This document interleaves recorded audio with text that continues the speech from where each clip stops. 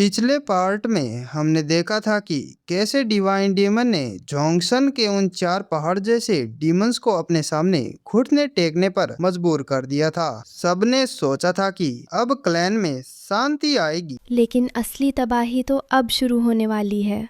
जो मुजिन अभी तक शांत था, अब वो अपने क्लैन को दोबारा खड़ा करने के लिए एक ऐसा खौफनाक रूप लेने वाला है जिसे देखकर अच्छे अच्छों की रूह कांप जाएगी। बिल्कुल, आज के एपिसोड में मुंजिन ना सिर्फ उस ढोंगी बाबा की पूरी प्रॉपर्टी लूट कर पाई पाई का हिसाब लेगा, बल्कि अपने क्लैन वालों की एक ऐसी खूंखार ट्रेनिंग करवाएगा जिसे देखकर तुम्हें ही बताना है कि ये ट्रेनिंग है या टॉर्चर। बिना किसी देरी के चलिए शुरू करते हैं। स्टार्टिंग में हमें दिखाया जाता है कि कैरेज जंगल से जा रहा होता है। डिवाइन डीमन ने इन चारों को अपने साथ ले लिया होता है और ये चारों सांड इस कैरेज में मुश्किल से ही फिट हो पा रहे होते हैं। डिवाइन डीमन उन चारों को देखते हुए पूछता है, मुझे तो यकीन ही नहीं हो रहा है, तुम लोग मुझसे भी छोटे हो, मतलब 23 साल से भी कम। तुम सबके साथ क्या हुआ है बे? कोई एनर्जी डेविएशन हो गया था या कोई बीमारी लग गई है तुम लोगों को? हमें पता चलता है कि ये चारों के चारों भाई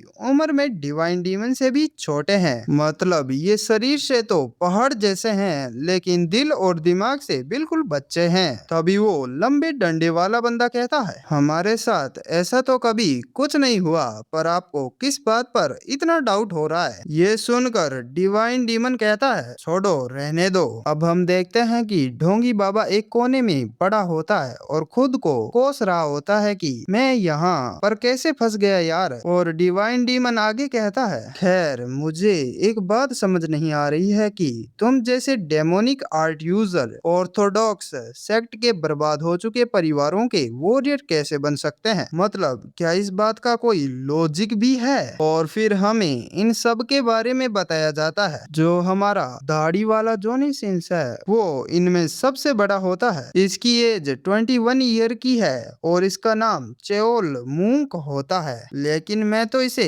दाढ़ी वाला जॉनी सिंस ही बुलाऊंगा। फिर लंबे डंडे वाले के बारे में बताया जाता है। ये इन चारों में से फोर्थ ब्रदर है। ये उम्र में सबसे छोटा है, लेकिन भाई इसका डंडा सबसे बड़ा है। ये सिर्फ 18 साल का है, लेकिन शकल से तो बिल्कुल बच्चे उठाने वाला गुंडा लगता है। इसका नाम नो साक है, पर हम इसे सिर्फ फोर्थ ब्रदर कहेंगे ताकि पहचानने में आसानी हो। और फिर दाढ़ी वाला जॉनी सिंस कहता है, मेरे मास्टर ने मुझे हमेशा सिखाया था कि एक डेमोनिक आर्ट यूजर होना हमारी पहचान है, हमारे जीने का तरीका है, ये कोई फैक्शन या गुट नहीं है। ये सुनकर डिवाइन डीमन कहता है, बात तो तुम्हारी सही है, लेकिन अगर प्रैक्टिकली देखा जाए तो कौन सा ऑर्थोडॉक्स परिवार तुम जैसे डेमोनिक आर्ट यूजर को एक्सेप्ट करेगा? वो तो फालतू में सेकेंडल्स में फंस जाएगा। इसके बाद हमें बाकी बचे हुए दोनों भाइयों के बारे में बताया जाता है। ये तलवार चलाने वाला बंदा सेकंड ब्रदर है जिसकी उम्र 20 साल है और इसका नाम डोंग जियोक है। और सबसे आखिरी में कुल्हाड़ी वाले को दिखाया जाता है जो थर्ड ब्रदर है। उसकी उम्र 19 साल है और इसका नाम जांग ताए है। तभी सेकंड ब्रदर अपना गला फाड़ते हुए चिल्लाता है, किसकी हिम्मत है ऐसा कहने की? हम उनका सिर फोड़ देंगे आपके लिए। इस पर थर्ड ब्रदर भी चिल्लाते हुए कहता है, हाँ हम उनका मुंह फाड़ देंगे। डिवाइन डीमन इन सब के ऐसे जवाब सुनकर अपने मन में किसी को याद करते हुए सोचता है, तुम लोग जिस तरह से बिना सोचे समझे आगे बढ़ रहे हो ना, तुम मुझे उसकी याद दिला रहे हो, वो इंसान जो मुझे काफी पसंद था। और एक गहरी सांस लेते हुए वो उन सब से कहता है, सुनो, अगर तुम किसी और परिवार के अंडर काम करना चाहते हो तो तुम्हें मेरे हर ऑर्डर पर अपनी जान दांव पर लगाने के लिए तैयार रहना होगा, चाहे तुम्हें वो पसंद हो या ना हो। तुम्हारी पर्सनल आजादी अब कोई मायने नहीं रखती। तुम्हें इस क्लैन के सम्मान के लिए एक कुत्ते की तरह वफादार रहना होगा, समझे तुम लोग? और ये चारों पूरे जोश में अपनी पूरी ताकत लगाकर एक साथ चिल्लाते हैं, यस हम अपनी पूरी जी जान लगा देंगे बॉस। डिवाइन डीमन तुरंत अपने कान बंद करते हुए उन्हें रोकता है और कहता है, अबे कानों से खून निकालोगे क्या? अरे बाप रे, ठीक है जो करना है करो।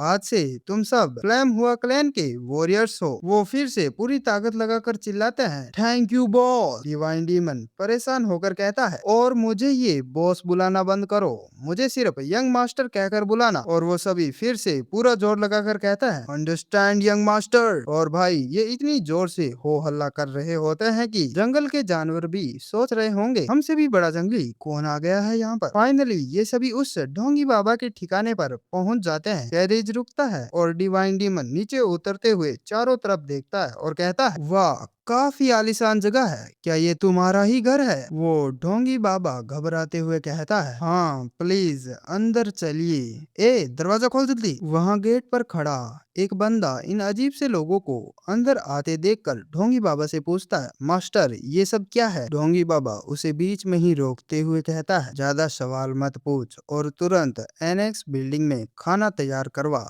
जल्दी कर। तभी डिवाइन डीमन उस ढोंगी बाबा से कहता है, ये सब छोड़, हम यहाँ क्या करने आए हैं? सबसे पहले हमें तेरा ट्रेजर रूम चेक करना है। ढोंगी बाबा कहता है, हाँ हाँ इस तरफ आइए। वहाँ पर खड़े लोगों की इन चारों भाइयों को देखकर अलग ही फट रही होती है कि ये कौन से दानव आ गए हैं यहाँ। डिवाइन डीमन उस ढोंगी बाबा की कोठी और हवेलियों को देखते हुए अपने मन में सोचता है, तो जो पैसे तुमने लोगों से ठगा है उससे तुम इतनी अय्याशी की जिंदगी जी रहा है। तभी वहाँ पर कोई आता है और कहता है, क्या बात है ब्रदर डो, कोई प्रॉब्लम हो गई है क्या? अब हमें इस बंदे का नाम बताया जाता है, इसका नाम बी सोजिन होता है, पर ये किस क्लैन से बिलोंग करता है ये अभी नहीं बताया जाता है। तभी ढोंगी बाबा जल्दी से बी सोजिन के पास जाते हुए कहता है, ब्रदर बी कुछ नहीं हुआ है, आप वापस अंदर जाइए। लेकिन बी सोजिन ढोंगी बाबा से कहता है, आपको पता है ना कि ऐसी कोई बात नहीं है जो आप मुझे नहीं बता सकते, तो बताइए मुझे क्या ये लोग। तभी डिवाइन डीमन बी सोजिन से कहता है, उसने तुझे जाने के लिए कहा है ना, फिर भी तुम फालतू में अपनी टांग क्यों अड़ा रहा है? तेरे कपड़ों से तो लग रहा है कि तुम इस धोखेबाज का कोई मेहमान है और मेहमानों को दूसरों के घरों के मामलों में दखल नहीं देनी चाहिए। ये सुनकर बी सोजिन डिवाइन डीमन की तरफ घूरता है और उसके पास जाकर उसका रास्ता रोकते हुए कहता है, तेरी जुबान बहुत चलती है लड़के। और भाई इस बात पर दाढ़ी वाले जॉनी सिंस को काफी ज्यादा गुस्सा आ जाता है और वो कहता है, यंग मास्टर क्या मैं इसका बंदोबस्त कर दूं? ढोंगी बाबा घबरा कर दाढ़ी वाले जॉनी सिंस को समझाते हुए कहता है, नहीं ये एक गलतफहमी है, ये लोग मेरे मेहमान हैं। ब्रदर बी, हाँ मैं आप लोगों का इंट्रोडक्शन करवा देता हूँ, ये है फ्लेम हुआ क्लैन के फर्स्ट यंग मास्टर। ये सुनकर बी सोजिन मजाक उड़ाते हुए कहता है, ओ अब समझा कि तेरी जुबान इतनी तीखी क्यों है, तो तू ही फ्लेम हुआ क्लैन का वो पागल बड़ा बेटा है, ऑर्थोडॉक्स सेक्ट का एक बिगड़ेल लड़का जो इन गुंडों के साथ घूमता है और आम लोगों को डराता है। मजेदार है ये तो। तब डिवाइन डीमन उसे साइड हटाते हुए कहता है, अगर तेरा मजाक खत्म हो गया हो तो अब साइड हट जा, हम बिजी हैं। लेकिन बी सोजिन डिवाइन डीमन को ताना मारते हुए कहता है, खुद को ऑर्थोडॉक्स कहते हो और इन डेमोनिक आर्ट यूजर के साथ मिलकर सीधे साधे लोगों को डराते हो। तुम्हारे दादाजी तो अपनी कब्र में भी खून के आंसू रो रहे होंगे, घटिया कचरा कहीं का। भाई ये सुनकर ढोंगी बाबा की तो अलग ही फट रही होती है। वो मामला शांत कराने के लिए कहता है, अरे वो तो। तभी बी सोजिन उसे बीच में ही रोकते हुए पूरे एटीट्यूड से कहता है, फिक्र मत कीजिए ब्रदर डो, मैं बी सोजिन कोई एरा गैरा सोर्ट्समैन नहीं हूँ जो इस कचरे से हार जाऊंगा। ये सुनकर ढोंगी बाबा के चेहरे पर एक अलग ही खुशी आ जाती है। वो मन में सोचता है कि चलो मैं तो बच गया। तभी फोर्थ ब्रदर अपना लंबा डंडा निकालते हुए डिवाइन डीमन से कहता है, अब बहुत हो गया, प्लीज मुझे उस साले का जबड़ा तोड़ने की परमिशन दे दीजिए यंग मास्टर। तभी डिवाइन डीमन अपनी स्वॉर्ड निकालते हुए कहता है, पीछे हटो, इसका इंतजाम मैं खुद करूंगा। और वो एक लंबी छलांग लगाकर सीधे खुले एरिया में आता है और बीशियोजिन को कुत्ता कहते हुए चिल्लाता है, तो कुत्तों को अपने मालिक की हिफाजत करना आता है, इधर आ पिल्ले। इतना सुनते ही बीशियोजिन का खून खोल उठता है और वो पूरी स्पीड से डिवाइन डीमन पर अटैक कर देता है। लेकिन डिवाइन डीमन बहुत ही आसानी से अपनी स्वॉर्ड से उसके अटैक को ब्लॉक कर देता है। बीशियोजिन लगातार वार कर रहा होता है और डिवाइन डीमन उसके हर एक अटैक को डिफ्लेक्ट करते हुए कहता है, तेरा स्वॉर्ड स्टाइल तेज तो है लेकिन इसमें ताकत बिल्कुल नहीं है। ये देखकर बीशियोजिन काफी शॉक हो जाता है क्योंकि डिवाइन डीमन उसकी स्वॉर्ड को अपनी स्वॉर्ड के नीचे दाब हिसाब देता है और एक बहुत डेंजरस अटैक करता है। बी शोजिन उससे बाल बाल बचता है और दूसरे अटैक को ब्लॉक करने के लिए जैसे ही अपनी स्वॉर्ड को आगे लाता है, उसकी स्वॉर्ड में क्रैक्स आने लग जाते हैं। अब बी शोजिन की पूरी तरह फट चुकी होती है। वहीं दूसरी तरफ इस फाइट को देखते हुए ये चारों भाई अपनी अलग ही कमेंट्री कर रहे होते हैं। सेकंड ब्रदर कहता है खेल खत्म। इसका रिप्लाई देते हुए फोर्थ ब्रदर कहता है हाँ, एक बार तुम यंग मास्टर से पीछे हटने लगे तो फिर बचने का कोई चांस ही नहीं है। देखकर ही लग रहा है कि उनकी स्वॉर्ड मेरे डंडे से भी ज्यादा मजबूत है। तब मतलब अब कुछ तो टूटेगा, या तो इस मूर्ख की खोपड़ी टूटेगी या तो इसकी स्वॉर्ड टूटेगी। और इस ढोंगी बाबा को जो उम्मीद की थोड़ी बहुत किरण दिखी थी वो अब पूरी तरह बुझती हुई नजर आ रही होती है। सीन शिफ्ट होता है और हम देखते हैं कि डिवाइन डीमन बी शोजिन की स्वॉर्ड के टुकड़े टुकड़े कर देता है और एक ऐसा जोरदार अटैक करता है कि बी शोजिन कई टप्पे खाते हुए सीधा दीवार में जाकर धंस जाता है। भाई इन पांचों के रिएक्शन यहाँ देखने लायक होते हैं। सेकंड ब्रदर मजे लेते हुए कहता है ऐसे ही हर जगह उंगली नहीं करनी चाहिए, नहीं तो यही नतीजा होता है। तभी डिवाइन डीमन फोर्थ ब्रदर से कहता है सुन, अपना वो लोहे का डंडा यहाँ फेंक। फोर्थ ब्रदर तुरंत अपना लंबा चौड़ा डंडा डिवाइन डीमन की तरफ फेंक देता है। डिवाइन डीमन उस डंडे को हवा में ही पकड़ते हुए बी शोजिन से कहता है हाँ तो तू क्या कह रहा था, मेरे दादाजी अपनी कब्र में रो रहे हैं। बी शोजिन जमीन पर गिरा हुआ दर्द से कर्रा रहा होता है और भाई डिवाइन डीमन चेहरे पर एक बहुत ही क्रीपी स्माइल लाते हुए कहता है ठीक है, तो मैं इस बात की गारंटी देता हूँ कि तेरे चीखने की आवाजें उन्हें उनकी कब्र तक सुनाई देगी। बीशोजिन को तो कुछ समझ में ही नहीं आता है कि अब उसके साथ क्या होने वाला, और अगले ही पल हमें बीशोजिन के चीखने की भयंकर आवाज सुनाई देती है। दाढ़ी वाला जॉनी सिंस अलग ही मुस्कुरा रहा होता है। हम देखते हैं कि डिवाइन डीमन उस लंबे डंडे को उसके पिछवाड़े में घुसाते हुए चिल्लाता है अपने हाथ नीचे कर, नीचे कर साले, नहीं तो तेरी हड्डियां टूट जाएंगी। ओ रुको, जो आदमी मेरे दादाजी के साथ कब्र शेयर करने वाला है उसकी कुछ हड्डियां टूट भी जाए तो क्या ही फर्क पड़ेगा। और पूरे शहर में उसके चीखने की आवाज गूंज रही होती है। ऐसा लगता है आज डिवाइन डीमन बी शोजिन के पिछवाड़े को बुर्ज खलीफा का गेट बनाकर ही रहेगा। डिवाइन डीमन को बी शोजिन को इस तरह मारता हुआ देखकर सेकंड ब्रदर कहता है वो आदमी तो अब किसी भी पल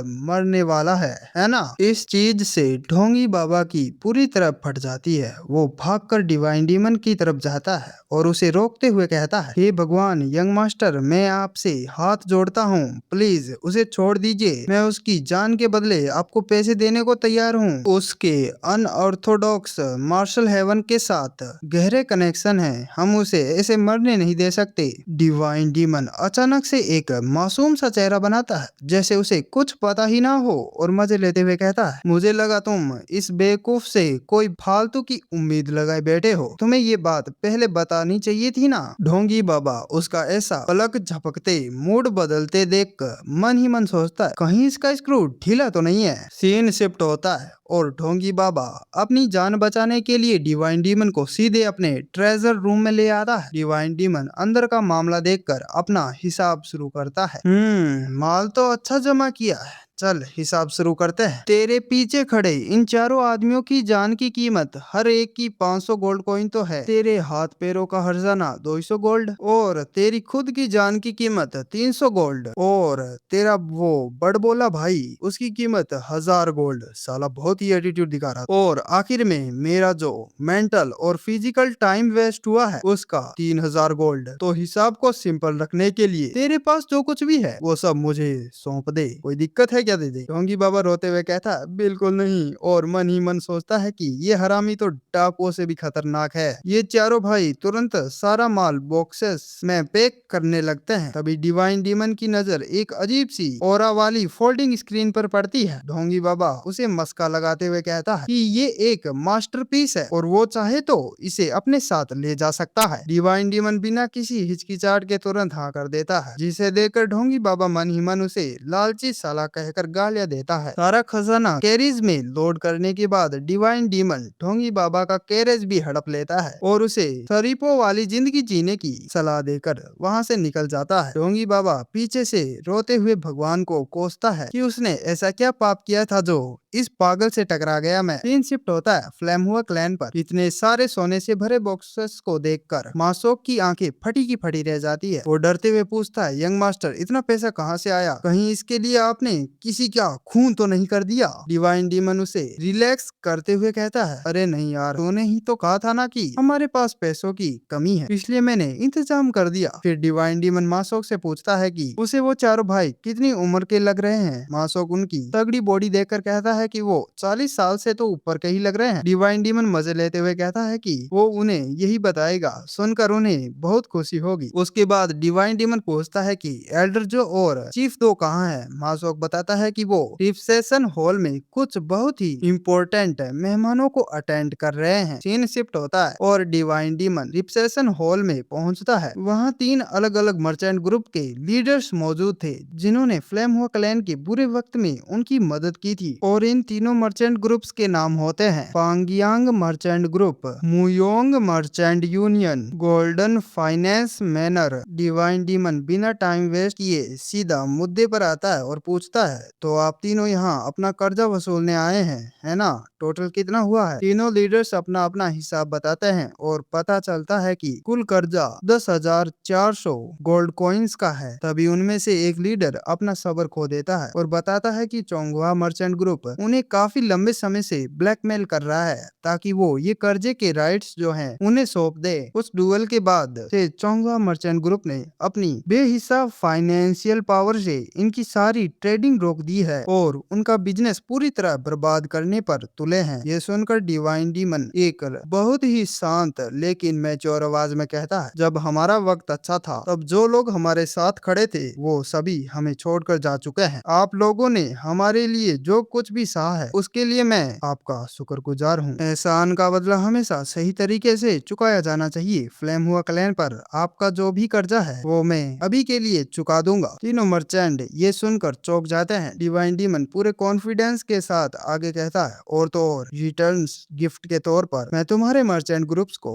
उस चांगवा मर्चेंट ग्रुप के चंगुल से हमेशा हमेशा के लिए आजाद कर दूंगा। ये सुनकर तीनों काफी शौक हो जाते हैं। पोंगयांग मर्चेंट ग्रुप का लीडर एक गहरी सांस लेता है और पूछता है, यंग मास्टर मुजिन, क्या क्या इसका मतलब यह है कि आप हमारे लिए अपनी ताकत का इस्तेमाल करेंगे? डिवाइन डीमन तुरंत कॉन्फिडेंस के साथ जवाब देता है, बिल्कुल, इसमें कोई शक है क्या? तभी चीफ दो बुरी तरह घबराते हुए बीच में बोल पड़ता है, यंग मास्टर मुजिन, आप ये कैसी बात कर रहे हैं? क्या आपको अंदाजा भी है कि उन कमीनों के पीछे किसका हाथ है? उनके पीछे कोंगडोंग सेक्ट खड़ा है, पूरे मुरीम के सबसे खतरनाक सेक्ट में से एक। ये सुनकर डिवाइन डीमन मुस्कुराते हुए डो को रिप्लाई देता है, ओ तो वो सठियाए हुए बुढ़े उन्हें सपोर्ट कर रहे हैं। तभी गोल्डन फाइनेंस मैनर का मास्टर बीच में दखल देते हुए चीफ दो को शांत कराता है। वो कहता है कि अगर उनका कर्जा भी उतर गया तो उनके लिए ये बहुत बड़ी बात है और वो कभी नहीं चाहेंगे कि फ्लेम हुआ क्लैन का झगड़ा कोंगडोंग सेक्ट जैसे बड़े दुश्मन से हो। वो डिवाइन डीमन की तारीफ करते हुए कहता है कि अब उसे तसल्ली हो गई है। सीन थोड़ा आगे बढ़ता है और अब ये लोग बाहर आ चुके होते हैं। डिवाइन डीमन ने उनका सारा कर्जा चुका दिया होता है। मर्चेंट्स उसे दुआ देते हुए वहां से निकल जाते हैं। डिवाइन डीमन उन्हें जाते हुए देखता है और चीफ दो से कहता है, चीफ दो, जरा उस चोंगवा मर्चेंट ग्रुप की सारी जन्म कुंडली निकालो। उनका पैसा, उनका बिजनेस, उनकी ट्रेडिंग और खासकर उस कोंगडोंग सेक्ट के साथ उनके कनेक्शन। मुझे उन चूहों की एक एक डिटेल चाहिए। चीफ दो हैरान होकर पूछता है, यंग मास्टर मुजिन, क्या आप सच में सीरियस हैं? अभी अभी आपने जो कहा, क्या वो? डिवाइन डीमन उसे इस तरह चिंता करते हुए देखकर कहता है, हे भगवान, तुम तब से बस घबराए ही जा रहे हो। तुम्हें क्या लगा मैं मजाक कर रहा था? मैंने पहले ही कहा था, दुश्मनी और एहसान दोनों का हिसाब एकदम क्लियर होना चाहिए। तुमने सुना ना उन्होंने क्या कहा? अगर हमने उन कमीनों को ऐसे ही छोड़ दिया तो अगली बार वो सीधा हमारी गर्दन पर हाथ डाल देंगे। अब बात आर पार की आ चुकी है। जरा सोचो, अगर इतने सालों के सपोर्ट के बाद भी वो मर्चेंट पीछे हट रहे हैं तो हमें भी कम से कम एक बार उनका एहसान ढंग से चुकाना ही होगा। वैसे भी वो लोग मेरी इस बात को किसी पागल की बकवास ही समझेंगे। खैर देखते हैं आगे क्या होता है। तभी वो दाढ़ी वाला जॉनी सिंस वहाँ आता है और कहता है, यंग मास्टर मोजिन, आपने जो काम दिया था वो सब पूरा हो गया है। डिवाइन डीमन उसकी तरफ देखकर कहता है, गुड, चलो सब यहाँ आ जाओ और इनसे मिलो। ये हमारे क्लैन के एल्डर और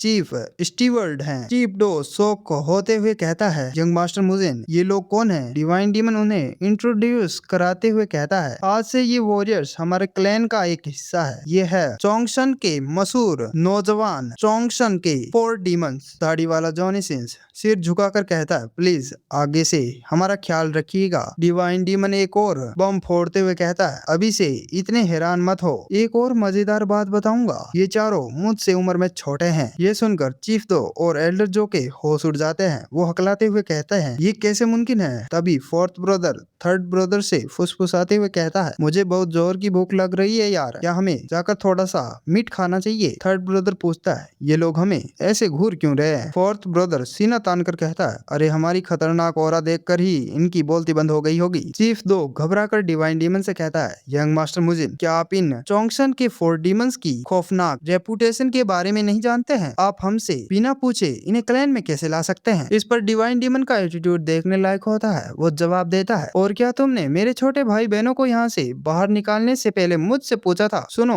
अगर मैं चाहूंगा तो यहाँ ये रहेंगे, अगर मैं नहीं चाहूंगा तो ये यहाँ से बाहर जाएंगे। भूलना मत, इस क्लैन का अगला पैट्रियार्क मैं ही बनने वाला हूँ, समझे? और वो पलट कर जाते हुए कहता है, मासोक, जाओ जाकर सबसे बढ़िया क्वालिटी का मीट खरीद कर लाओ। ये सुनकर चीफ दो परेशान होकर कहता है, पर हमारे पास पैसे कहाँ हैं? क्या आप भूल गए? अभी अभी तो हमने 10,000 गोल्ड कॉइन्स अपना कर्जा चुकाने में लगा दिया है। डिवाइन डीमन उन तीनों को अपने खजाने वाले रूम में लेकर जाता है। वहाँ सोने के पहाड़ देकर तीनों की आंखें फटी की फटी रह जाती है। चीफ दो हकलाते हुए पूछता है कि इतना सारा पैसा कहाँ से आया? डिवाइन डीमन मजे लेते हुए जवाब देता है, तुम्हें पता है उस ढोंगी बाबा ने काफी तगड़ा माल अंदर छुपा रखा था। एल्डर जो घबराते हुए पूछते हैं, यंग मास्टर मुजिन, मुझे मत बताइए कि आपने? डिवाइन डीमन उन्हें शांत करते हुए कहता है, रिलैक्स यार, मैंने उसे नहीं मारा है, मैंने तो बस वही किया जो हक से मेरा था। चीफ दो की नजर उस फोल्डिंग स्क्रीन पर पड़ती है और वो पूछता है, तो फिर ये फोल्डिंग स्क्रीन क्या है? डिवाइन डीमन कैजुअली कहता है, ओ ये, वो कह रहा था कि ये मास्टर जांग सोसान का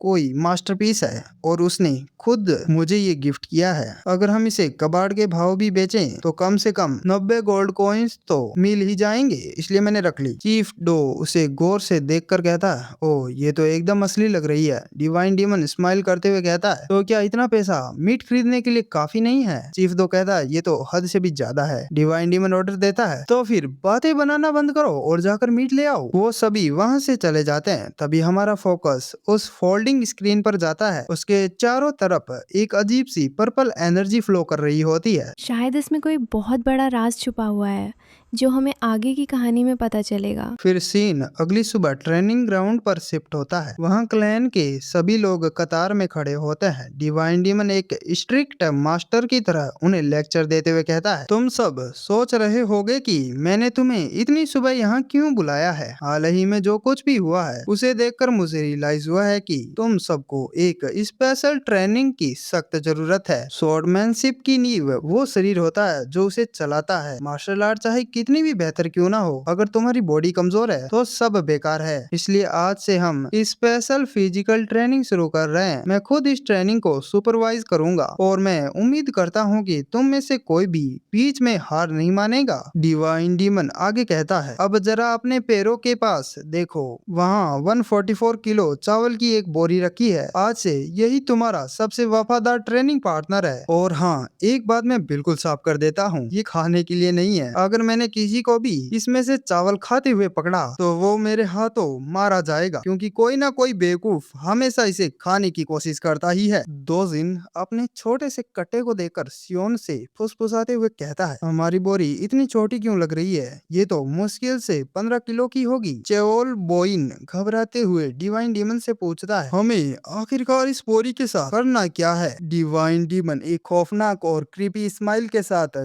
जवाब देता है, इसे अपने कंधों पर उठाओ। ये सुनकर चेओल बोइन के पीछे खड़ा एक बंदा हंसते हुए कहता है, हाँ यंग मास्टर मुजिन, उसे उठाने के लिए तो कम से कम 2 हट्टे कट्टे आदमियों की जरूरत पड़ेगी। डिवाइन डीमन उसे एक खौफनाक डेथ स्टेयर देते हुए कहता है, बकवास बंद कर और उसे उठा, वरना इतना मारूंगा कि शकल भूल जाएगा। मेरी तलवार इतनी तेज तो नहीं है कि तुम्हें एक झटके में काट दे, लेकिन इसका एक बार तुम्हारे शरीर की हर हड्डी का चूरा जरूर बना देगा। अब तुम्हारे पास 2 रास्ते हैं, या तो इस बोरी को उठाओ या फिर मेरे साथ लड़ने आ जाओ। ये धमकी सुनकर दाढ़ी वाला जॉनी सिंस तुरंत उस 144 किलो की बोरी को उठा लेता है, लेकिन उसकी भी हवा टाइट हो रही होती है। डिवाइन डीमन उसके पास आता है और ताना मारते हुए कहता है, और डीमंस, क्या तुम लोग यहाँ पर खेल रहे हो? डेमोनिक आर्ट की प्रैक्टिस करने वाले इतने कमजोर नहीं हो सकते। तुम चारों 3-3 बोरियां उठाओगे, अगर नहीं उठानी तो आ जाओ मेरे साथ फाइट कर लो। ये सुनकर दाढ़ी वाले जॉनी सिंस की हालत ऐसी हो जाती है जैसे किसी ने उसके पिछवाड़े में डंडा घुसेड़ दिया हो। मजबूर होकर उन चारों को 3-3 बोरियां उठानी पड़ती है।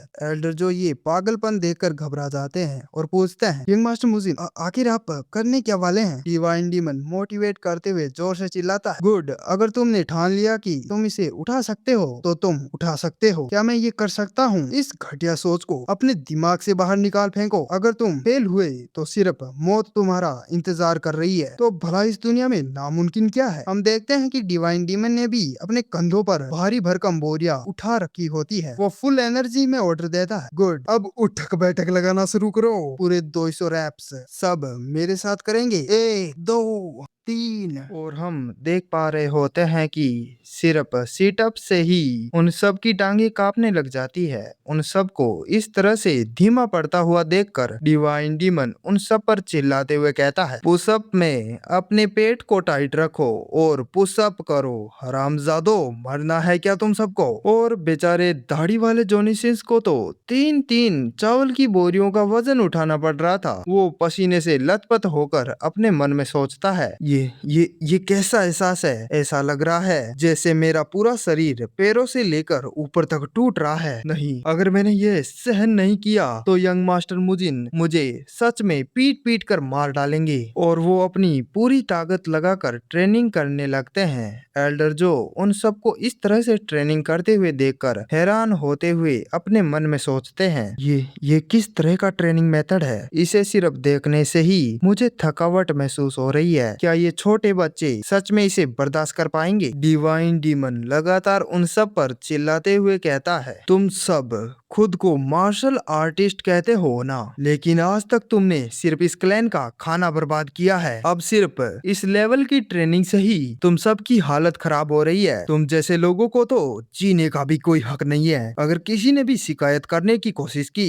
तो वो आज मेरे हाथों मारा जाएगा। बस ट्रेनिंग करते रहो। ट्रेनिंग करते करते शाम हो जाती है और उन सब की हालत बद से बदतर हो जाती है। यहाँ तक कि कुछ लोग तो थक कर वहीं जमीन पर गिर पड़ते हैं। डिवाइन डीमन उन्हें घूरते हुए कहता है, ओफ, सिर्फ वार्म अप में ही पूरा दिन निकल गया और तुम लोग इस घटिया स्टेमिना के साथ मार्शल आर्ट्स की प्रैक्टिस करना चाहते हो, लेकिन आज की ट्रेनिंग यहीं खत्म होती है। और वो आगे एक खौफनाक स्माइल के साथ कहता है, अब से तुम सब इन चावल की बोरियों के साथ एक हो जाओ। इनके साथ खाओगे, इनके साथ ही ट्रेनिंग करोगे और इनके साथ ही सोओगे भी। यही तुम्हारी आज से जीएफ है। इन्हें हमेशा अपने साथ रखोगे और ये तुम्हें कब तक अपने साथ रखनी है? जब तक मैं तुम्हें इन्हें नीचे उतारने को ना कह दूं। और फिर वो दाढ़ी वाले जॉनी सिंस की तरफ देखते हुए ऑर्डर देता है, ओ सुन दाढ़ी वाले जॉनी सिंस, इन सबको इनकी चावल की बोरियों के साथ रस्सी से बांध दे। और हाँ, अगर किसी ने भी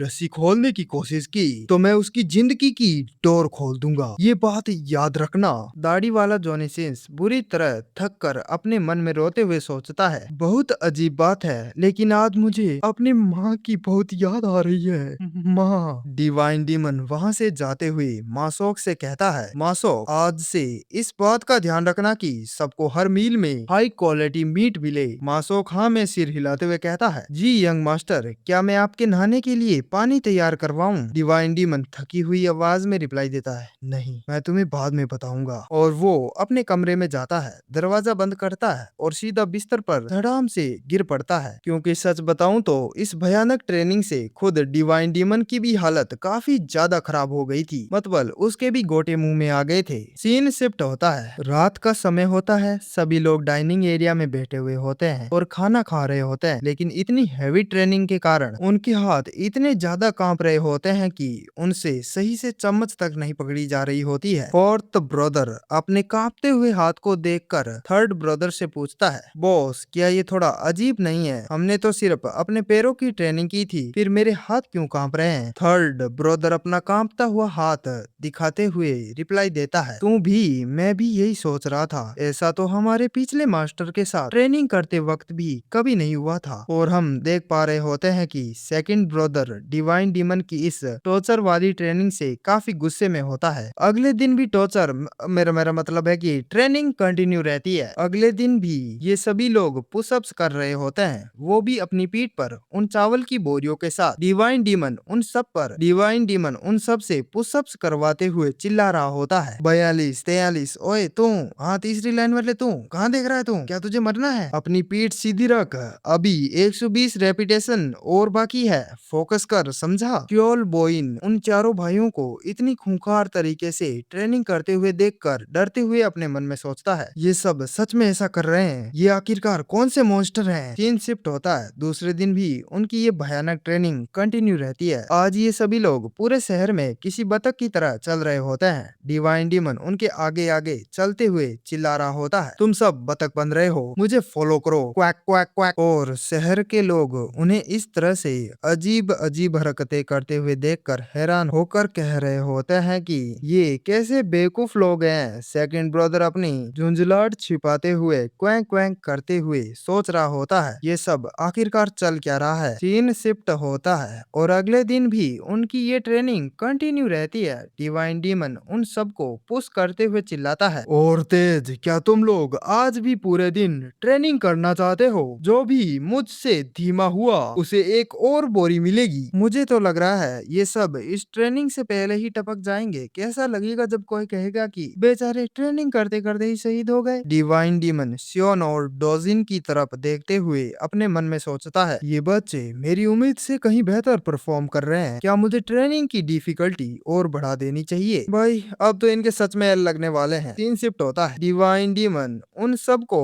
एक बड़े से झरने के ऊपर ले आता है। दाढ़ी वाला जॉनी सिंस उस खौफनाक जगह को देखकर हकलाते हुए कहता है, ये जगह कहीं ये वो तो नहीं है? डिवाइन डीमन उन सब की तरफ देखते हुए एक डेविल स्माइल के साथ कहता है, बिल्कुल सही, तुम सबको बहुत गर्मी लग रही है ना? चलो इसे पार करते हैं और तुम्हारे अंदर की गर्मी को भगाते हैं। और इस झरने का बहाव इतना तेज होता है कि वो अपने साथ पहाड़ों को भी बहा ले जाए। यहाँ पर लगभग सभी की फट रही होती है, लेकिन सियोन अलग ही एक्साइटमेंट में उछलते हुए कहती है, वाओ, एक झरना, ये तो बहुत रिफ्रेशिंग होगा। फिर वो दोजिन की तरफ देखकर थोड़ी सीरियस होकर कहती है, ओह, सही बात है। ओह नो, तुझे तो तैरना ही नहीं आता। क्या हमें मुजिन को इस बारे में बताना नहीं चाहिए? चीफ दो और चीफ जो इस पागलपन से काफी हैरान और परेशान हो जाते हैं। एल्डर जो चिल्लाते हुए कहता है, यंग मास्टर मुजिन, ये इम्पॉसिबल है, पानी का बहाव बहुत ज्यादा तेज है। चीफ डो घबराते हुए कहता है, ये जगह बहुत खतरनाक है, यहाँ से तो बिना कुछ उठाए भी पार करना जानलेवा है, लोग यहाँ अपनी जान गंवा चुके हैं। डिवाइन डीमन उन दोनों को शांत कराते हुए कहता है, अरे अरे, तुम बूढ़े तो बहुत ज्यादा चिंता कर रहे हो, फिक्र मत करो, मैंने ये सब पहले ही टेस्ट कर लिया था। ये सुनकर चीफ दो शौक होकर पूछता है, आपने इस तरह की ट्रेनिंग कब टेस्ट की? डिवाइन डीमन उन सब की तरफ मुड़कर एक फाइनल अल्टीमेटम देते हुए कहता है, सुनो सब के सब, क्या तुम ये नदी पार करोगे या फिर मेरे साथ लड़ोगे? चॉइस तुम्हारी है। और इतना कहकर डिवाइन डीमन सीधा उस तेज बहाव वाले झरने में कूद जाता है। उसके पीछे पीछे एक और बंदा छलांग लगा देता है। फोर्थ ब्रदर दाढ़ी वाले जॉनी सिंस से घबरा कर पूछता है, अब हम क्या करें? दाढ़ी वाला जॉनी सिंस बिना सोचे समझे रिप्लाई देता है, मुझे पता है कि यंग मास्टर मुजिन से लड़ने से अच्छा है इस पानी में कूद जाना, यहाँ जिंदा बचने के चांसेस ज्यादा हैं। मैं भी जा रहा हूँ। और ये दोनों भी कूद जाते हैं और इस तरह से एक एक करके सभी लोग बारी बारी से पानी में कूदने लगते हैं, क्योंकि भाई अब सिचुएशन करो या मरो वाली हो चुकी थी। लेकिन एक बंदा डर के मारे वहीं खड़ा कांप रहा होता है। तभी सेकंड ब्रदर उसके पीछे आते हुए कहता है, अगर तू नहीं कूदने वाला है तो साइड हट जा, फालतू में रास्ता मत रोक। तभी शियोन पूरे कॉन्फिडेंस में कूदने के लिए आगे बढ़ते हुए कहती है, क्या तुम्हें सच में लगता है कि यंग मास्टर मुजिन तुम्हें मार डालेंगे?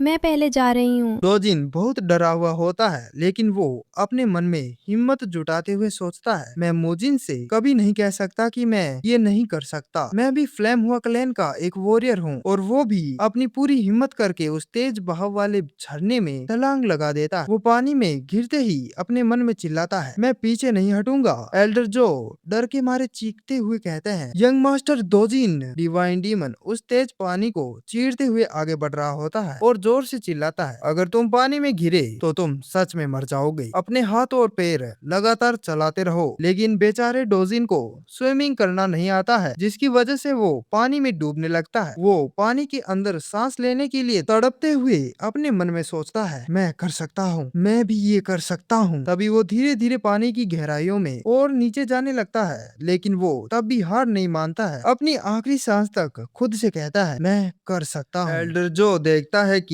डोजिन तेज बहाव के साथ बहते हुए झरने के किनारे की तरफ जा रहे होते हैं। वो घबरा कर चिल्लाता है, सत्यानाश हो, वो पानी के साथ बह रहा है, यंग मास्टर डोजिन बह रहे हैं। तभी थर्ड ब्रदर बिजली की तेजी से रिएक्ट करता है और डोजिन को बचाने के लिए पानी में छलांग लगा देता है। वो डोजिन को कसकर पकड़ लेता है और चिल्लाता है, पकड़ लिया, सांस ले, सांस ले, जब मैं कहूँ तो एक गहरी सांस लेना और उसे रोक कर रखना। सुना, अब यहाँ से बाहर निकलने का कोई चांस नहीं है, तो हम सीधे इस पानी को चीरते हुए आगे बढ़ेंगे। ऑल राइट, तैयार हो जाओ नाउ। और वो दोनों एक साथ उस ऊंचे झरने से नीचे गिर जाते हैं। चीफ दो और एल्डर जो ऊपर से घबराते हुए चिल्लाते हैं, यंग मास्टर दोजिन। वो लेकिन थर्ड ब्रदर बहुत ही फुर्ती से दोजिन को सही सलामत किनारे पर ले आता है और कहता है, तूने बहुत बढ़िया किया छोटे। दोजिन हाँफते हुए कहता है, मुझे बचाने के लिए thank you. Third brother smile करते हुए कहता है, अरे इसमें थैंक यू कैसा। तभी वहाँ अचानक से डिवाइन डीमन आ धमकता है और पूछता है, किड तू ठीक तो है ना, कहीं टकराया तो नहीं। दोजिन तुरंत खड़ा होता है और रिप्लाई देता है, हाँ मुजिन, मैं ठीक हूँ, किस्मत से इन्होंने मेरी मदद कर दी। डिवाइन डीमन को वहाँ अचानक देखकर थर्ड ब्रदर शौक में अपने मन में सोचता है, क्या मजाक है, यंग मास्टर मुजिन यहाँ कब आ गए और ये हमारे पीछे कब से आ रहे थे। डिवाइन डीमन दोजिन को समझाते हुए कहता है, सुन, खुद को इतना भी पुश मत कर। अच्छी बात है कि तू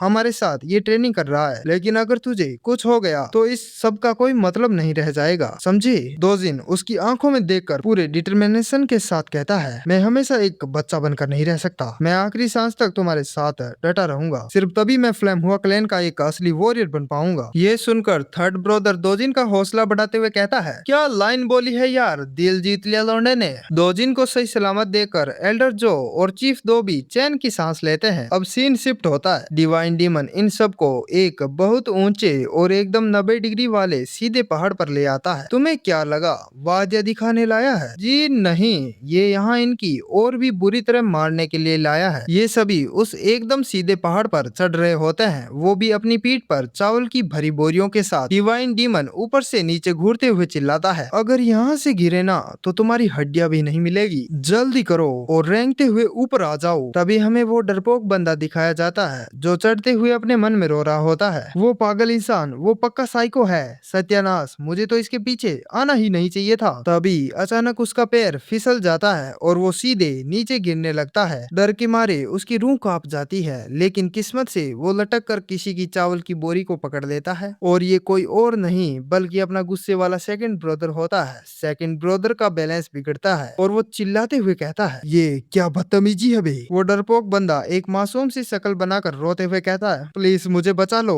सेकंड ब्रदर को भयंकर गुस्सा आता है और वो चिल्लाता है, पैनिक करना बंद कर और अपने सामने वाले पत्थर को पकड़ इडियट। पहाड़ चढ़ने और उतरने के बाद अब ये सब वापस क्लैन की तरफ जा रहे होते हैं, वो भी शहर की सड़कों पर दौड़ते हुए और चावल की बोरियां उठाए हुए। डिवाइन डीमन उन पर चिल्लाता है, दौड़ो, जो भी पीछे छूटा उसे मुझे अपनी पीठ पर बैठाकर दौड़ना पड़ेगा। इन सब की ऐसी मजदूरों वाली हालत देखकर सड़क पर खड़ा एक छोटा सा बच्चा अपनी माँ से पूछता है, मोम, क्या ये लोग कोई फांसी की सजा वाले कैदी हैं? उसकी माँ सहमते हुए कहती है, मैंने सुना है कि ये फ्लेम हुआ क्लैन के वॉरियर्स हैं। वहीं सियोन की हालत तो हद से ज्यादा खराब हो चुकी होती है। उसे देखकर ऐसा लग रहा होता है कि ये बस अब थोड़े दिनों की मेहमान है और आखिरकार वो वहीं जमीन पर धड़ाम से गिर पड़ती है। एल्डर जो घबरा कर शियोन की तरफ भागते हुए कहता है, लेडी शियोन, क्या आप ठीक हैं? शियोन एकदम रोने सी आवाज में कहती है, प्लीज़ मुझे थोड़ी देर के लिए उठा लीजिए, एल्डर जो, जल्दी। एल्डर जो तुरंत शियोन को अपनी पीठ पर उठा लेते हैं, लेकिन भाई ये लड़की तो एक नंबर की ड्रामेबाज निकलती है, इसे कोई चक्कर वक्कर नहीं आ रहे होते हैं, ये तो बस नौटंकी कर रही थी। वो मजे से एल्डर जो की पीठ पर बैठकर सेकंड और फोर्थ ब्रदर को ठेंगा दिखाती है। वो दोनों पसीने में नहाए हुए मन ही मन सोच रहे होते हैं, जिंदगी हो तो ऐसी। डिवाइन डीमन उन्हें घूरते हुए चिल्लाता है, ओए क्या कर रहे हो तुम लोग? अगर तुम ऐसे छोटी बच्चों की तरह जमीन पर गिरना चाहते हो तो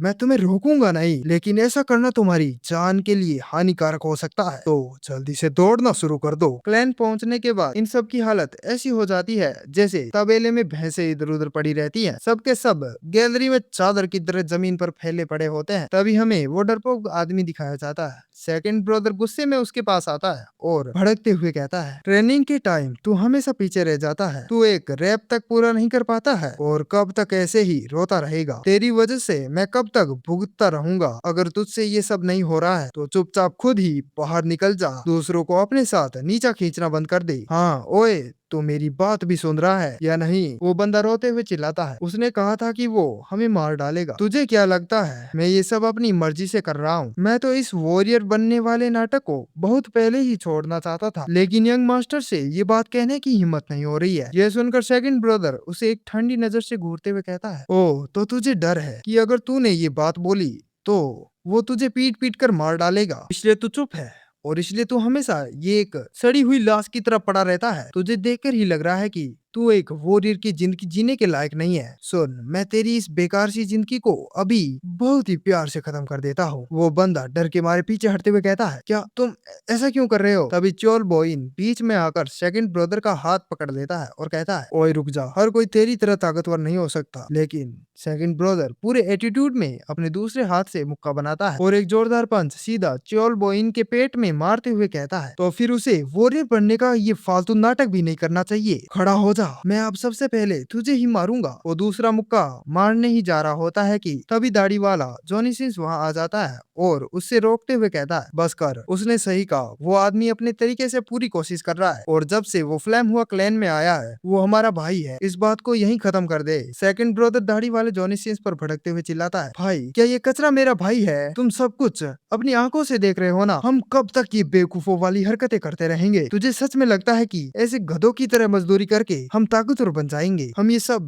बिल्कुल नहीं चाहते थे। दाढ़ी वाला जॉनी सिंस बहुत ही शांत और मैच्योर तरीके से रिप्लाई देता है, सुन, यंग मास्टर मुजिन हमसे काफी सालों से शोर चला रहे हैं, हर कोई चीजों को अलग तरीके से देखता है, लेकिन ये ट्रेनिंग उतनी भी बेमतलब नहीं है जितना तुम सोच रहे हो। इसलिए अगर तुझे ऐसी बातें कहनी है तो पहले उनकी बराबरी करके दिखाओ, समझे? ये सुनकर सेकंड ब्रदर गुस्से में हुफ करता है और वहां से जाते हुए डरपोक बंदे से कहता है, अब ध्यान से सुन, अगर तेरी वजह से मुझे फिर से भुगतना पड़ा ना तो याद रखना, यंग मास्टर मुजिन से पहले तू मेरे हाथों मर जाएगा। अब सीन रात का दिखाया जाता है। सेकंड ब्रदर नींद में झूमता हुआ वॉशरूम जा रहा होता है और बड़बड़ाता है, ये घटिया टॉयलेट इतनी दूर क्यों बनाया है यार? तभी उसे बाहर से कुछ अजीब सी आवाज सुनाई देती है। वो ठिठक जाता है और अपने मन में सोचता है, इतनी रात गए बाहर कौन है? वो चुपके से झाड़ियों के पीछे छुपकर बाहर झांकता है तो देखता है कि डिवाइन डीमन अकेले उस अंधेरी रात में अपनी स्वॉर्ड के साथ इंटेंस ट्रेनिंग कर रहे होते हैं। सेकंड ब्रदर इतनी थकान भरी ट्रेनिंग के बाद भी डिवाइन डीमन को इतनी देर रात तक ट्रेनिंग करते हुए देखकर काफी शौक हो जाता है। वो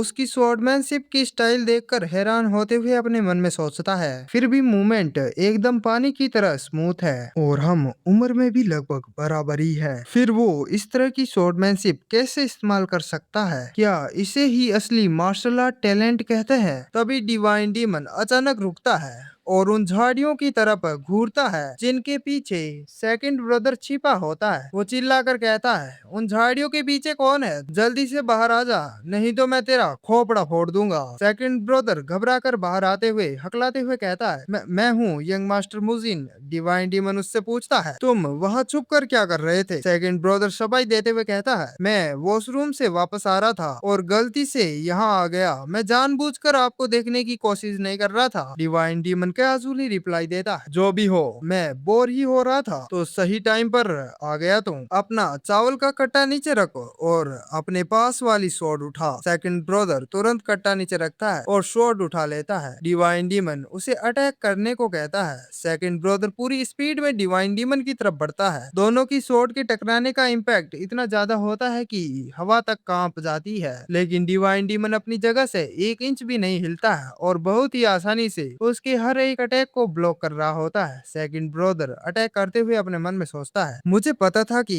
इसका कोई फायदा नहीं होगा, लेकिन फिर भी ये क्या है, मेरी स्वॉर्ड, क्या मैं हमेशा से इतना फास्ट था? डिवाइन डीमन उसे देखते हुए कहता है, फाइनली तू थोड़ा बहुत काम लायक तो हुआ। और अगले ही पल वो भयंकर स्पीड से सेकंड ब्रदर के पीछे पहुंच जाता है और एक पावरफुल अटैक करते हुए कहता है, क्या तू सामने देखने पर कुछ ज्यादा ही फोकस नहीं कर रहा है? सेकंड ब्रदर जमीन पर गिर पड़ता है, लेकिन वो तुरंत ही वापस खड़ा हो जाता है और थोड़ा पीछे हटते हुए कहता है, उफ, मुझे पता था। डिवाइन डीमन उसे तुरंत खड़ा होता देख थोड़ा इम्प्रेस होकर कहता है, ओ, पहले तो तू एक ही झटके में ढेर हो गया था, लेकिन अब लगता है कि तेरी टफनेस भी थोड़ी बहुत काम लायक हो गई है। सेकंड ब्रदर अपनी पीठ पर जहां डिवाइन डीमन ने अटैक किया था वहां हाथ रखकर सोचता है, अब सोचूं तो इम्पैक्ट तो अब भी बहुत ज्यादा है, लेकिन इतना नहीं कि मैं हिल ही ना पाऊं। अब मैं एक झटके में बेहोश नहीं होता। डिवाइन डीमन अपनी स्वॉर्ड रखते हुए कहता है, गुड, आज के लिए इतना काफी है, मैं जा रहा हूँ, तू भी जाकर आराम कर। सेकंड ब्रदर उसे ग्रीट करता है और अपनी स्वॉर्ड को टाइट पकड़ते हुए खुद से कहता है, क्या सच में मैं स्ट्रॉन्ग हो रहा हूँ? अगले दिन डिवाइन डीमन उन सबको चिल्लाकर ऑर्डर दे रहा होता है, आज हम अपने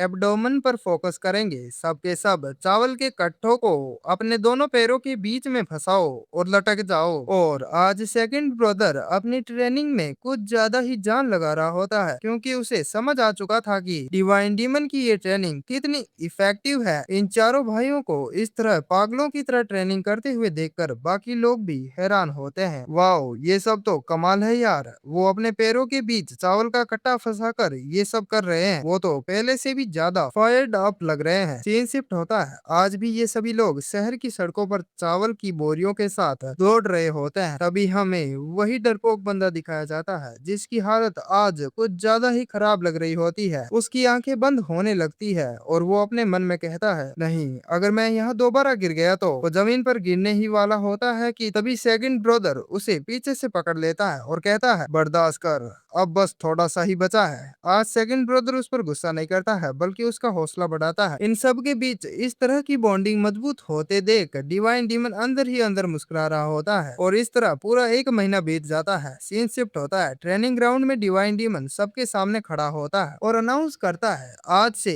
ये स्पेशल ट्रेनिंग खत्म होती है, सब लोग अपनी रस्सियां खोलो और बोरियों को नीचे रख दो। ये सुनते ही इन सब के चेहरों पर खुशी की लहर दौड़ उठती है, क्योंकि भाई ये पूरे 1 महीने से अपने पीछे चावल की बोरियां ढो रहे थे और इतनी कड़ी ट्रेनिंग कर रहे थे जो फाइनली अब खत्म हो गई। लेकिन इनकी ये खुशी ज्यादा देर टिकने वाली नहीं थी, क्योंकि डिवाइन डीमन अगले ही पल एक ईविल स्माइल के साथ कहता है, तुम्हारी खुशी खराब करने के लिए माफी चाहूंगा, लेकिन हम हर साल गर्मियों और सर्दियों में यही ट्रेनिंग करेंगे। अगली ट्रेनिंग इस सर्दियों में होगी, जो कि बस कुछ ही महीनों बाद है। सबके चेहरों का रंग उठ जाता है। डिवाइन डीमन आगे कहता है, लेकिन एक दिलासा दे सकता हूँ, वो ट्रेनिंग इस वाली से थोड़ी आसान लगेगी, क्योंकि तुम इसे एक बार पहले ही एक्सपीरियंस कर चुके हो। वो एक्सपीरियंस बहुत काम का होता है। खैर, ये ट्रेनिंग यहीं खत्म होती है, लेकिन भूलना मत, एक मजबूत शरीर से ही एक मजबूत स्वॉर्ड बनती है। समझे सबके सब? और सभी पूरी ताकत से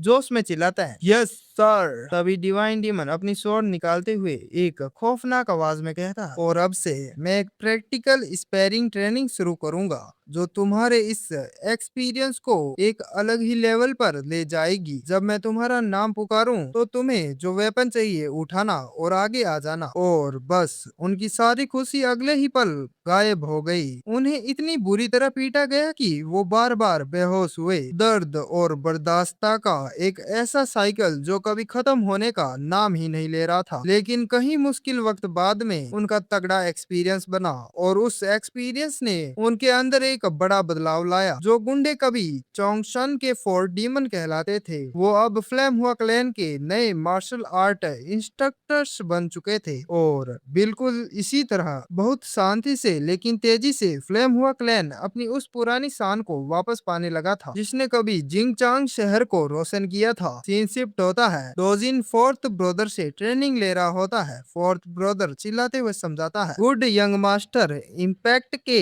टाइम अपने सपोर्टिंग फुट को रोटेट करने की कोशिश कीजिए, आप और ज्यादा ताकत से हिट कर पाएंगे। एल्डर जो और चीफ दो दूर से उन्हें खुश होकर देख रहे होते हैं। चीफ दो कहता है, ये देखिए, ऐसा लगता है यंग मास्टर दोजिन अपनी पुरानी फॉर्म में वापस आ गए हैं। एल्डर जो मुस्कुराते हुए कहता है, आप सही कह रहे हैं, इतनी राहत की बात है। हमने उनके चेहरे पर ये कॉन्फिडेंस काफी टाइम बाद देखा है। किसने सोचा था कि वो चोंगशन के फोर्ट डीमन के साथ इतनी अच्छी तरह घुल मिल जाएगा। चीफ दो एक गहरी सांस लेते हुए कहता है, लेकिन उससे भी बड़ी बात यह है कि यंग मास्टर मुजिन होश में आ गए हैं और उन्होंने पूरे क्लैन को संभाल लिया है। सब कुछ इतनी अच्छी तरह से चल रहा है कि मुझे डर लगने लगा है। एल्डर जो हंसते हुए रिप्लाई देता है, बिल्कुल सही बात है, कभी कभी उनका वो पागलपन अभी भी बाहर आ जाता है, लेकिन मुझे बस ये सोचना है कि क्या वो आज उस स्टोरेज रूम से बाहर आएंगे। में उस ट्रेजर रूम का सीन दिखाया जाता है जहाँ सारा लूटा हुआ खजाना रखा होता है। डिवाइन डीमन उसी मिस्टीरियस फोल्डिंग स्क्रीन के सामने बैठा होता है और उसकी एनर्जी को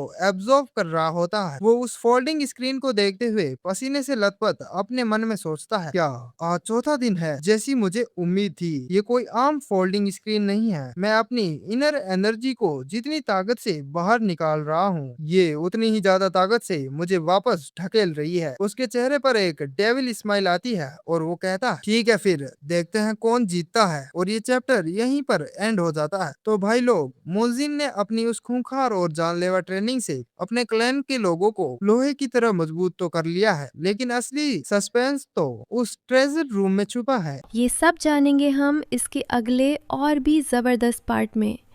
तब तक के लिए वीडियो को लाइक करें और डुओस्फियर मानवा को सब्सक्राइब करना बिल्कुल ना भूलें। यही तो सबसे बड़ा सवाल है, क्या ये फोल्डिंग स्क्रीन मुजिन को कोई नई और खूंखार पावर देगी या फिर क्लैन के लिए किसी नई मुसीबत को बुलावा देगी। और वो पोंगडोंग सेक्ट वाले जो चोंगा मर्चेंट ग्रुप को बैक कर रहे हैं, उनका अगला कदम क्या होगा। कमेंट में जरूर बताना कि तुम्हें मुजिन का वो चावल की बोरी वाली खतरनाक ट्रेनिंग कैसी लगी। मिलते हैं नेक्स्ट एपिसोड में, तब तक के लिए सायोनारा।